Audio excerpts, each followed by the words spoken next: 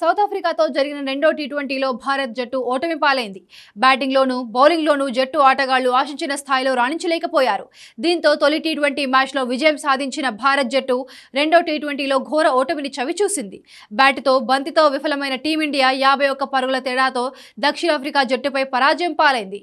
Hyderabad batter Tilak Varma 62 పరుగులతో రాణించినప్పటికీ ఓటమి తప్పలేదు. ఈ మ్యాచ్లో తొలుత బ్యాటింగ్ చేసిన దక్షిణాఫ్రికా జట్టు నిర్ణీత ఓవర్లో 213 పరుగులు చేసింది. భారీ లక్ష్యాన్ని ఛేదించే క్రమంలో టీమిండియా 162 పరుగులకి ఆలౌట్ అయింది. నిజానికి ఛేజింగ్ లో సరైన ఆరంభం దక్కలేదు. తొలి 2 ఓవర్లలోనే ఓపెనర్లు అభిషేక్ శర్మ, శుభ్మన్ గిల్ వికెట్లను భారత్ కోల్పోయింది. అక్షర్ పటేల్ ను 3వ స్థానంలో పంపించారు. కానీ పవర్ ప్లేలో అక్షర్ అంచనాలను అందుకోలేకపోయాడు. కెప్టెన్ సూర్యకుమార్ యాదవ్ తన రెగ్యులర్ 3వ స్థానంలో బ్యాటింగ్ చేసి ఉంటే బహుశా అతని 30-40 పరుగుల వేగంతోనైనా ఇన్నింగ్స్ మ్యాచ్ ను టీమిండియా అనుకూలంగా మార్చేది. అక్షర్ 3వ స్థానంలోకి రావడంతో తిలక్ వర్మతో సహా అందరు బ్యాటర్లు ఆర్డర్ మారిపోయింది. ఫినిషర్ పాత్ర పోషించే శివం దూబే 8వ స్థానంలోకి వచ్చాడు. 2వ స్థానంలో బ్యాటింగ్ చేయడం అలవాటు లేని బ్యాటర్ 2వ స్థానంలో బ్యాటింగ్ చేయాల్సి వచ్చింది. కెప్టెన్ సూర్యకుమార్, మరోవైపు వైస్ కెప్టెన్ శుభ్మన్ గిల్ పేలవ ప్రదర్శన కూడా ఓటమికి మరో కారణమని చెప్పొచ్చు. అలాగే పాండ్యా ఫామ్ కొనసాగించలేకపోవడం మరో మైనస్.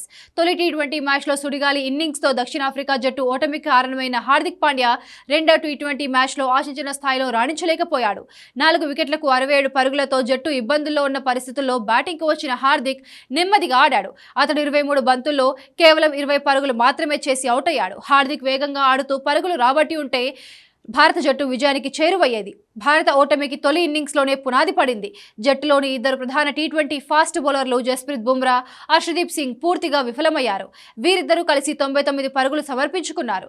బుమ్రా తన 4 ఓవర్లలో 45 పరుగులు ఇవ్వగా హర్షదీప్ తన 4 ఓవర్లలో 54 పరుగులు సమర్పించుకున్నారు. హర్షదీప్ సింగ్ ఇన్నింగ్స్ 11వ ఓవర్లో ఏకంగా 7 వైడ్లు వేశాడు. ఇన్నింగ్స్లో అతడు మొత్తం 9 వైడ్లు వేశాడు. ఇక గంభీర్ చేసిన మరో చెత్త ప్రయోగం బెడిసికొట్టింది. అక్షర్ పటేల్ 1 డౌన్లో బ్యాటింగ్కు వచ్చాడు. పవర్ ప్లేలో దూకుడుగా ఉండాల్సిన చోట 6వ ఓవర్ వరకు 17 బంతుల్లో 13 పరుగులు మాత్రమే చేయగలిగాడు. ఫలితంగా తర్వాత బ్యాటర్లపై ఒత్తిడి బాగా పెరిగింది.